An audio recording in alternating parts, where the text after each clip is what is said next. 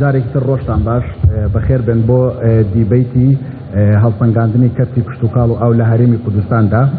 ئەم دیبەیتە دامەزراوەی برە و بۆ گەشەپێدانی ئابووری کوردستان بە هاوکاریەکەتی و بەرهێنەرانی کوردستان ڕێکی خستووە. بێگومان دامەزراوەی برە و دامەزراوەیەکە دەوێت و ڕێکخراوێکی کۆمەڵی مەدەنی لەسەر پرسە ئابووریەکانی کوردستان قسە بکات.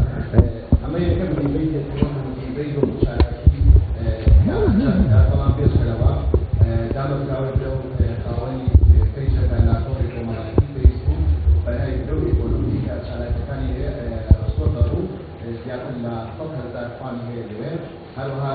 سایتی پشتوان هەیە بەناوی برە و کۆم لەوێش چالاکیەکانی خۆ زۆرترین وشوکارەکانی پێوەست بە ئابووری هەرێمی کوردستان لەوێیە. ئەمڕۆ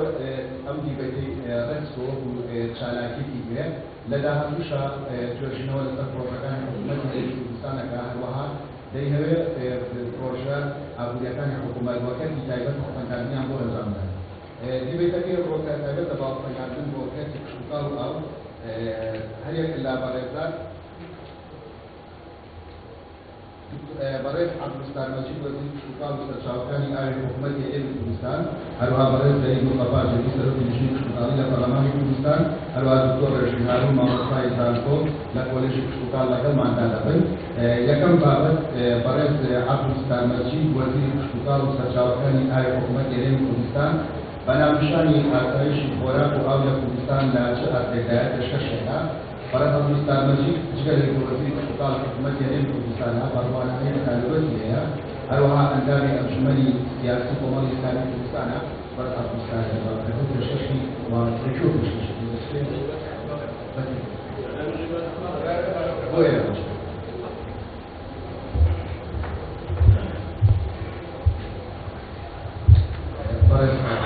ماوەی 15 مەترە لەبەڕێ 15 زەحمەتە.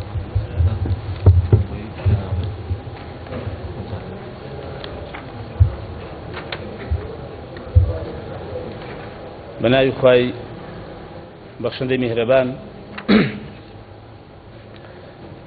سەلام و ڕەحمەتی خوای گەورە لەسەر هەموو لایەک بێ و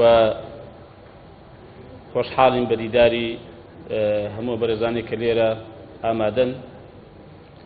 و سپاس و پێزانینیشمان ئاراستەی پێچێتی و بەرهێنانی کوردستان دەکەین بۆ سپۆنسەرکردنیان بۆ ئەم دیبەیتە و دیارە ڕەنگە دیبەیتی تریشی بە دوادا بێ بە تایبەتی لە بوارە جیاجیەکانی ئابووری و سپاسیش بۆ دامەزراوەی برەو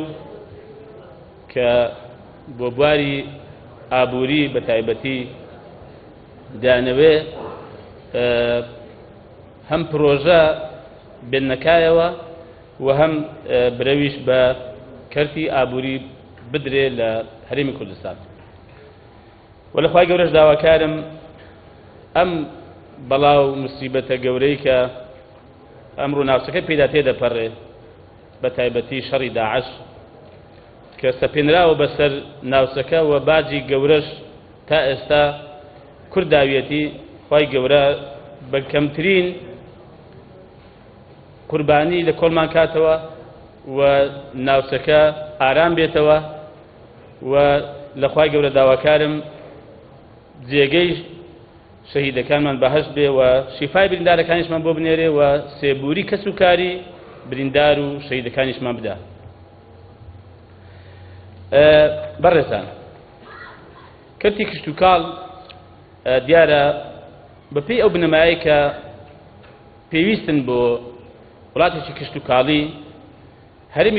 هەرێمی کوردستان وڵاتێکی گونجاوە بۆ کشتتوکاڵکردن وەکردنی بە سێکتەری یەکەم بۆ ژێرخانی ئابووری بەپێی ئەوەی کە ئێمە خاکێکی بە پیت و بەرەکەتمان هەیە ئاوێکی سازگارمان هەیە و کەش و هەوایەکی گونجاومان هەیە بۆ بەرهەمە جیاجیەکانی وەرزی و ساڵانەیی و لە هەمان کاتدا دەست ڕەنجینیشمان هەیە کە جوتیاری زۆر دەست ڕەنجینمان هەیە بەڵام بەداخەوە دیارە ئەم کەرتە لە ڕابردوودا گرنگی پێویستی پێ نەدراوە ڕێمی بەعس بە وێرانکردنی 4,000 گوند زیاتر لە 4,000 گوند و تێکدانی دارستانەکان سوتاندنی و تێکدانی سەرچاوەکانی ئاو کەرتی کشتتوکاڵی زۆر بەرەوداوە برد و ڕاگواستنی خەڵکی ناوچە کشتتوکاڵیەکان بۆ ئوردوگاز زۆرە ملێکان کە ئەنجامەکەی ئەوە بوو کە کەرتی کشتتوکاڵ زۆر دواکەوت دنا بەپێی ئامارێک کە فەرمی لە ساڵی 1965 ڕێژەی 167 دانیشتوانی هەرێمی کوردستان بە کشتتوکاڵەوە خەریک بووە ئەو کاتە نەک یعنی تا ساڵانی هەشتاکانیش ئەو کاتە نەک ینی هەرێمی کوردستان تەنها خۆراکی پێویستی بۆ خۆی ئامادە کردووە سەبەتەی ئامادەکردنی خۆراک بوو بۆ دەوروبەرەکەی خۆشی بەڵام لە ساڵانی هەشتا ئەم ڕێژەیە زۆر دابەزیوە کە گەیشتۆتە ئاست ینی خوار 116 سوپاس بۆ خوا 2 ساڵە لە کابینەی هەشتمدا بە هەوڵ و هیمەتی هەموو لایەک وەکو کاک مەلایەسین ئاماژەی پێکرد ینی ئەوە هیچ بەڕاستی بە شان و باڵی ئێمە نییە بەڵکو بە هیمەت و بە هەوڵ و مادوبوونی هەموو لایەک بووە و ئەم قەیرانی دارایش هاوکار بووە بۆ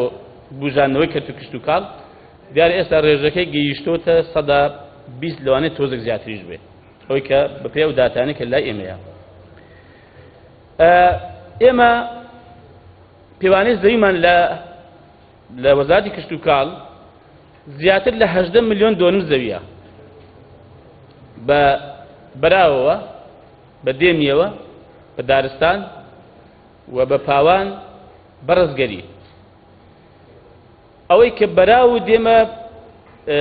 زیاتر لە 5 ملیۆن دۆنمە لە ڕابردوودا لە 2006 ڕێژەی بەراو بەرامبەر بە دێم 110 بووە بەڵام سوپاس بۆ خوا ئەم ڕێژەی ئێستا بەرز بۆتەوە بۆ 121 بەراو بەرامبەر بە دێمی کە دیارە ئەمە واتە بوژانەوە و گەشەی کشتتوکاڵی دەگەێنێ بۆ بەرهەمە جیاجیەکان کە بە تایبەتیەوە پێویستی بە ئاو هەیە ئەگە هەر لە باسی ئاو جارێ با تێنەپەڕم ئێمە بەپێی ئەو پلانێکی هەمانە کە ئێمە 17 بەنداومان ئێستا هەیە 3 بەنداوی گەورە کە لە زمانی ڕژێمی بەعس تەواوکراون یا پێشووتر و 14 بەنداویشی لە سەردەمی حکوومەتەکانی هەرێمی کوردستان کابینەکانی هەرێمی کوردستان تەواوکراون و 4 بەنداویش لە کابینەی هەشتم یعنی لەگەڵ ئەم قەیرانی دارایش و ئەم بارودۆخە سەختەی کە پێیدا تێپەڕین کە هیچ بودجەیەکی شایستە کە دوای باز دەکەم بۆ کەرتی کشتتوکاڵ دیاری نەکراوە ئێمە توانیمانە 4 بەنداو تەواو بکەین و ئێستا ئێمە خاوەنی 17 بەنداوین و خاوەنی 98 پۆندین واتە بربەستی خاچی بەنداوی گچکە یا گۆماوی گۆماو کە زیاتر بۆ کشتتوکاڵ بۆ ئاودێری بۆ بژانەوەی ئاوی ژێرزەوی بۆ چەند گوندێک بەکاردێ کە لەو 98ی 58یان پێشتر تەواوکرابوون و 40 پۆندیشمان لە ماوەی ئەم 2 ساڵ و چەند مانگە تەواو کردووە واتە ئێستا ئێمە سەبارەت بە ئاو ئێمە پێویستمان بە 7 ملیار و ینی چەند ملیۆن مەتر سێجا ئاو دەبێت ئەگەر ئێمە ئەو 20 بەنداوە ئێستا کە ئێمە هەمانە لە ژێر جێبەجێکردندایە کە 15یان بەداخەوە بەهۆی قەیرانی دارایی و ڕاگیراوە پێنجیشیان بە سستی کاری پێدا دەکرێت ئەگەر ئێمە ئەم بیست بەنداوە تەواو بکەین ئێمە نەک ینی ئاوی پێویست بۆ هەرێمی کوردستان دابین دەکەین دوو بەرابەر ئەوەی کە ئێمە پێویستمانە ئاو بۆ هەرێمی کوردستان دابین دەکەین بۆ کشت و کاڵ بۆ خواردنەوە بۆ گەشت و گوزار و کاریگەریشی دەبێت بەڕاستی بۆ ژیانەوەی ئاوی ژێرزەویش کە بەداخەوە ئەمڕۆ جاری کرد ئاماژەم پێ کردووە کە شەڕی ئاو هەیە لە دنیا وەرە ناوچەکەش دەستی پێ کردووە شەڕی ئاو مانای ئەوە نییە کە دوو وڵات بێن بە تۆپ لەسەر ئاو شەڕ بکەن بە تۆپ و تەیارە نەخێر ینی بەگرتنەوەی ئاو لە وڵاتێکی تر و ناچارکردنیان ملپێکەسکردنیان بۆ سیاسەتەکانی ئەو وڵاتە ئەوە شەڕی ئاوە کە ئێستا بەڕاستی هەم تورکیا و هەم ئێران ئێستا ئەم سیاسەتەوە پێڕەو دەکەن ئەو بەنداوانەی کە دروستی دەکەن لەسەر ئەو ئاوانی کە دەژێنی هەرێمی کوردستان ئەوە ئەو سیاسەتەیە کە ڕۆژێکدا دەتوانێت ئاو دێ بگرێتەوە مەگەر ئەو ئاوەی کە لە ناو هەرێمی کوردستان هەڵدەقوڵێ دەنا دەتوانێت بەهۆی لێگرتنەوەی ئاو زەرەر و زیانی زۆرمان پێ بگەێنێ کە دیارە ئەو بەنداوانە ئەو پۆندانێکی باسی دەکەین ئەگەر ئێمە تەواویان کەین بەڵێ ئەو کاتە بەڕاستی لێیان بێمنەت دەبین هەرچەند لە ڕۆ سیاسەکەشەوە دەبێت جموزۆل و حرەکە هەر بکرێت بەوەی کە ینی ڕێ بەمە بگرین بەوەی کە وڵاتێک بێوێ لە ڕێی گرتنەوەی ئاوەکان خوا نەخواستە ملمان پێ کەس بکە یا دەستمان بکەوێتە ژێر سەری یا لە بڕیار و هەڵوێستە استراتیژیەکانی خۆمان بینە خوار ئەگەر باسی بەرهەمەکانی تر بکەم لە دوو ساڵی ڕابردوو ئێمە بەچی گەیشتوین ئەو بەرهەمانەی کە سەرچین بۆ هاوڵاتیانی هەرێمی کوردستان کە خواردنی سەرچین بۆ نمونە گەنم کە پێداویستی و خواردنێکی سەرچی هاوڵاتیانە بۆ بارە جیاجیەکان ئێمە لە ڕابردوو لە ساڵی 2014 نزیکەی 744,000 تەن گەنم هەبووە کە دیارە ئەم ڕێژەیە 100,000-ێکیشی لە لای دووتیارن مابووە بەڵام ئێستا ئێمە دوای ئەم دوو ساڵە ئێمە گەیشتوین بە زیاتر لە 1,600,000 تەن گەنم کە سوپاس بۆ خوا ئێمە تەنها پێویستیمان بە 600,000 تەن هەیە بۆ هاوڵاتیانی هەرێمی کوردستان واتە دوو بەرابەر سێ بەرابەر زیاتر ئێمە ئێستا گەنمی پێویستمان هەیە بۆ هاوڵاتیانی هەرێمی کوردستان و من لەو بارەشەوە بەڕاستی پرۆژەیەکم داوەتە ئەنجومەنی باڵای ئابووری کە لە جیاتی ئەوەی ئێمە گەنم ئاوا بدەین بە عێراق کە بەڵێ ئەوان دعم دەکەن بەڵام ئەم دعمە هەر بەردەوام نابێ و ساڵ بە ساڵ خۆتان دەزانن دەیهێنە خوارێ هەم لە نرخەکەی هەم لە بڕەکەی کەوری دەگرن پێشنیارم کردو کە ئێمە بۆ خۆمان گەنم بکڕینەوە ئەگە بە نرخێکی هەرزانتریش بێ و دەست بەجێ پارێ جارەکانمان بدەین و بە عملیە کە پرۆژەیەکی متەکامل دوور و درێژ دەخانێتە باسی کەم نەتیجە ئەوەیە کە بەڕاستی بۆ خۆمان ئەم گەنمە ینی لە ئاشیش بکەین و ئادشی لێ دروست بکەین و دابەش بکەین بەسەر نانەواخانەکانیش و ئەو شتانەی کە پێویستە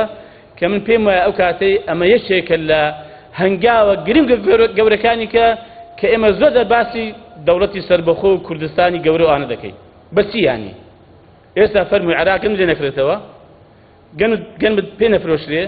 نەتوانی ینی ئاردی پێویست یا پێداویستەکانی هاوڵاتی لە گەنم دابینکەی یەک کێشەی زۆر گەورە بۆ دروستە بێ کاچی خۆن بۆیە کە نزیکەی 500 میلیۆن دلارشم بۆ تەرخان کردووە کە بڕێکی ئەم پارەیە دەگەڕێتەوە بۆ خەزانەی حکومەتی هەرێمی کوردستان بەڵام وردەوەر ئێمە دەکەوین سەرپێی خۆمان بۆ خۆمان لە وڵاتی خۆمان گەنمی خۆم دەکردمەوە و دەست بەجێش دەدیمە بە جوتیارەکەی خۆم و نانی خۆشم لە وڵاتی خۆم دابین دەکەم ئێستا زان ئارد لە شێڕا دێ گەنم دەچێت بۆ تورکیا لەوێ ئارد بۆ هەرێمی کوردستان دێتەوە بەداخەوە خواردنێکی تر کە دیارە پەتاتەیە کە ئێمە لەوەش لە دوو ساڵ پێش ئێستا تەنها بڕی 123,000 تەنمان هەبووە ئێمە ئێستا 80,000 تەن بووە ئێمە ئێستا 170,000 تەنمان هەیە لە هەرێمی کوردستان کە تەنها نزیکەی ئێمە 80 تا 90 هزار تەمان پێویستە ئەوەتر بەڕاستی زیادە لە هەرێمی کوردستان ولا گۆشت بە هەمان شێوە بە هەردوو شێوە بە گۆشتی سوور و بە گۆشتی پەلەوەر ئێمە بە دڵنیاییەوە ینی بە خود دابینکاری گەیشتوین ئەگەر ئەو گۆشتە ئێمانە بە تایبەتی پەلەوەر ئەوەی تریش ئەگەر بۆ پارێزگەکانی ناوەڕاست و خواروی عێراق نەڕوە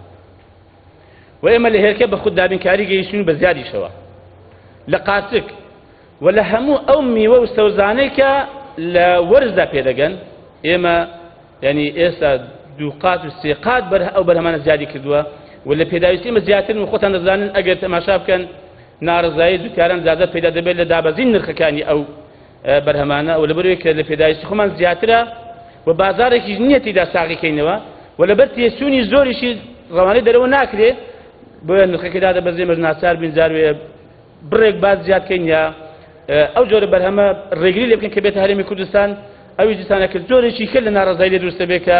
خەڵک دەڵێن کاکە بەر ئەو خواردنانە کە هاوڵاتی پێویستێتی گران بووە. ئێمە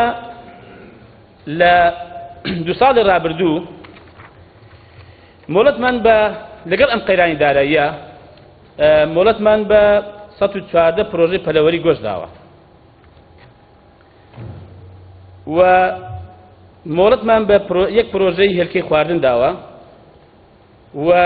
3 پرۆژەی دایکانی هێلکەی تروکاندن کە زۆر گرنگ و پێویستن بۆ هەرێمی کوردستان بۆ کێوگەکانی پەلەوەر و 3 هەڵهێنەر 59 پرۆژەی ئاژەڵ و 34 پرۆژەی ماسی 55 پرۆژەی باغداری و 4 کارگەی ئالیک و ئێمە لەم دو ساڵی ڕابردوو ئێمە بڕی 1,512,500 پەنجەماسیمان بەرەم هێناوە و خچمانەتە ناو بەنداوەکان و بە نرخێکی زۆر داشکان دامانە بە ئەوانەی کە خاوەن کێڵگەی ماسین و ئێمە لەو ماوەی ڕابردوودا بەڕاستی کە ڕێگری کرابوو لە ئەوەی ستافی وەزارەت بۆ خوێندن بۆ خولەکان بچن بۆ دەرەوە ئێمە دەرگامان کردەوە بۆ زانیاریت هەن لەو ماوەیەدا ئێمە لە ماوەشی کووردا ئێمە توانیمانە ڕاهێنان بە 191 فەرمانبەر بکەین لە دەرەوەی وڵات لە بوارە جیاجیەکان و ڕاهێنانی بە 22 پێوەر لە ناوەی هەرێمی کوردستان کە زۆر پێویستمان پێ بوو بۆ پێوەری زەویزار بۆ کشتتوکاڵ و مۆڵەتدان بە 80 فەرمانبەر بۆ تەواوکردنی خوێندنی باڵا کە یەکیان دیبلۆمە خوێندنی باڵا ئەوی تریشان 72 ماستەرە و 7 دکتۆرایە و ئێمە زۆر لەو یاسا و ڕێنمایانەی کە بەڕاستی هەبووە لە ڕابردوودا کە تێبینیمان لەسەری هەبوو بێ ئێمە بە شێوەیە گۆڕیمانە کە کەرتی کشتتوکاڵی بەرەو پێش بچێت من تازە ینیوە دەچمە ناو بابەتەکەی دەی ئیلتزام بکاتەوە دەکەم هەوڵ دەدەم لەگەر هەردوو سێ دەقە مادەمی بەس باسی کێشەکان بکەم تۆزێک مادەم وابێ باسی کێشەکانی بەردەم کەرتی کشتتوکاڵ بکەم یەکەمیان تەرخان نەکردنی بودجەیەکی شایستە بۆ کەرتی کشتتوکاڵ لە کاتێکدا لە باشترین حاڵەتی کە 2013 بووە تەنها بڕی 1.8 لە بودجەی گشتی بۆ کەرتی کشتتوکاڵ دیاری کراوە بە پێی پێوەری وڵاتێکی کشتتوکاڵی پێوەرێکی جیهانی ئەمە کە دەڵێ نابێت لە 10 کەمتر بۆ کەرتی کشتتوکاڵ دیاری بکرێت بەداخەوە و 2014 و 2015 و 2016 هیچ بودجەیەک بۆ کەرتی کشتتوکاڵ دیاری نەکراوە تەنها کەمێک پاڵپشتی کشتتوکاڵی هەبووە کە ئەویش بە بەراورد لەگە وڵاتانی تر و حتا عێراقی خۆشمان زۆر بەڕاستی کەم بووە هەر بۆ نمونە پاڵپشتی کشتتوکاڵی ئێمە بریت پێویستمان بە چەندی بووە پێویستمان بە 757 ملیار بووە کەچی هیچ ساڵێک ئەم بودجەیە نەگەیشتووەتە 100 ملیاریش 757 ملیار لەکوێ 100 ملیار لەکوێ کەمتر لە 100 ملیار بۆ نمونە مەسەڵەن لە ساڵی 2010 کە 94 ملیار بووە و نزمترین لە ساڵی 2015 کە 32 ملیار بووە ئەو 32 ملیارە تەنها 16 خەرج کرا ئەویتر خەرج نەکرا کەرتی کشت و کاڵ کە زۆر جار باز دەکرێت بەچی بەرەو پێش بچێت بەبێ ئەوەی کە بودجەیەکی شایسته بۆ دیاری بکەیت و لە هەمان کاتدا ئێستا لە حکومەتی هەرێمی کوردستان ینی پێویستە فەلسەفەی ئابووری لە هەرێمی کوردستان دیاری بکرێت ئایا چ کردێکە ئێمە تا ئێستا هەر بەڕاستی پشت بە نەوت و ئێستا غازیش کە دەردەهێنرێ بەستراوە بەڵام پێم وایە بەڕاستی زۆر جار داواشم کردووە بە حکمی ئەوەی کە وڵاتێکی کشت و کاڵین دەکرێت کشت و کاڵ بکەین بە سێکتەری یەکەم ئەمە ناڵم با تاکە سێکتەر بێ وەک ئێستا کە نەوت تاکە سێکتەرە و ئاگداریشین بەهۆی دابەزین نرخی نەوت و ئەو گەندەڵی کە تێیدا کراوە یعنی چ بەڵایەک بەسەر ئەم میلەتە هەژار و فەقیرە داهێنراوە کە دەکرایمە کەرتی کشت و کاڵ بکەین بە سێکتەری یەکەم گەشت و گوزارمان هەیە پیشەسازیمان هەیە بازرگانیمان هەیە ئینجا با نەوتیشمان هەیە بەهەرحاڵ یعنی بەڕاستی پێویستە حکومەتی هەرێمی کوردستان فەلسەفە ئەم فەلسەفەی دیاری کە کاکە کەرتی کشت و کاڵ لەکوێدایە لە گرنگی پێدان کە ئەمە تا ئێستا ئەوە نەبووە و پاپرسی جوتیاران کە پێویستە بەڕاستی بۆ کە جوتیارانی ئێمە یعنی کە باسی بەرهەم زیادکردن دەکەین ئەگەر پاپرسیە وێڕاوێ ئەم بەرهەمە زۆر زیاتر دەکا و نرخیشی کەم دەبێتەوە بۆ هەوڵاتیش ئاسانترە و حتا بۆ هەناردەکردنیش ئەو کاتی ئاسانە بەڵام ئێستا لەبەر زۆری نرخەکەی تێچووی نرخەکەی ئێمە زۆر داویستیمانە هێندە لە بەرهەمەکانی خۆمان بنێرنە دەرەوەی وڵات لە گەنم لە میوە لە سەوزە لە پەتاتە بەڵێ 2 ساڵ نردومانە بەڵام هەموو ئەوانە بەڕاستی کاتێک کە لەگەڵ کۆمپانیا قسە دەکەی بۆ وڵاتیش بنێرێت تەماشا دەکا کرێی بردنە دەرەوەی و فرۆشتنی لە وڵاتەی بەڕاستی هیچ قازانجێکی ناکات بەڵکو زەرەر دەکات بۆیە ئامادەیی نەبی بە دەرەوە ئێمە کێشەیەکمان هەیە کە زێدەڕۆیی و بە قاسەخێنانی بەرهەمی کشت و کاڵی زێدەڕۆیی سەرزەوی کشت و کاڵی کە ئێمە بەڕاستی هەڵمەتی زۆر گەورەمان دەست پێ کرد سەرەتا بەداخەوە ئەویش بۆی ئەم بارودۆخە سیاسی کە ئێستا پێدا تێدەپەڕین کە کاریگەری لەسەر هەموو شتێک داناوە و دەرگای قاتاغ و چاوپۆشی لێکردن و ڕێگای ناشەرعی بەڕووی هەموو لایەکدا کردوێتەوە بەداخەوە یعنی من لێرە ڕایدەگەێنم کە حکم ڕانیکردن و دەسەڵاتداری و حکومەتایەتی لە هەرێمی کوردستان زۆر کار بۆتەوە بەداخەوە ئەوە خۆمان دەبین بەڕاستی ناتم ناو تەفسیلاتەکەی دەنا چکە بابەتە ئێرە نییە بەڵام مەبەستم هەیە کاریگەری زۆریشی بەرەسەر کەرتی کشت و کاڵ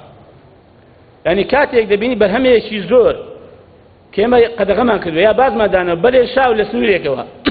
لە سنوورێکەوە دێ یا مەسەرەن لە بازگەیەکەوە چاپۆشی دەکرێت ئەمە کاریگەری بۆ سەر بەرهەمی ناوخۆ هەیە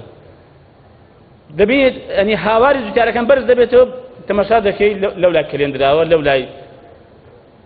چاپۆشی لێکراوە و لەولای باز وەرنەگیراوە کە بەداخەوە ئەمە یەکێک لە کێشە گەورەکانی ئێمەیە کە من زۆر جار ڕاشم گەیاند و حتا وای لات و جاری وا هەیە قامێتێک بڕیارێک سەر بەخۆی داوە ئەم بەرهەمەی قەدەغە کرد و ئەم بەرهەمەی ڕێگە پێداوە کە یعنی لە وڵاتێکە بتەوێ یعنی کەرتێک بەرەو پێش دەبێ بەڕاستی مەرکەزی بێەوە دەبێت جێبەجێکردنی بڕیارەکانی زۆر بەتوندی بێ بەڵێ باش فەرموو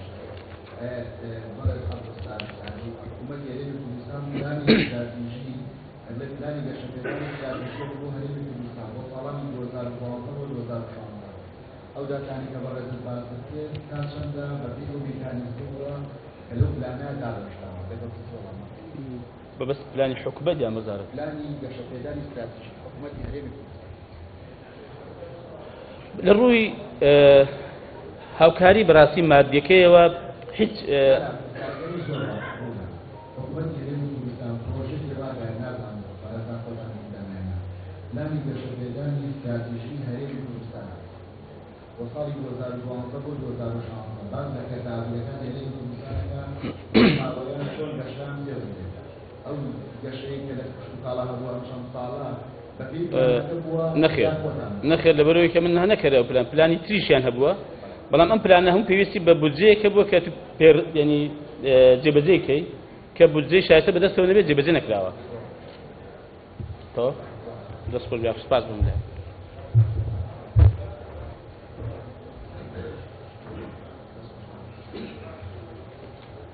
بابەتی گۆری ئەم دیبەیتە تایبەتە بە دواکەوتەی کەرتی کشتوکاڵ لە کوردستاندا بەڕێز کەریم مستەفا جێزی سەرۆکی لیژنەی کشتوکاڵ لە پەرلەمانی کوردستان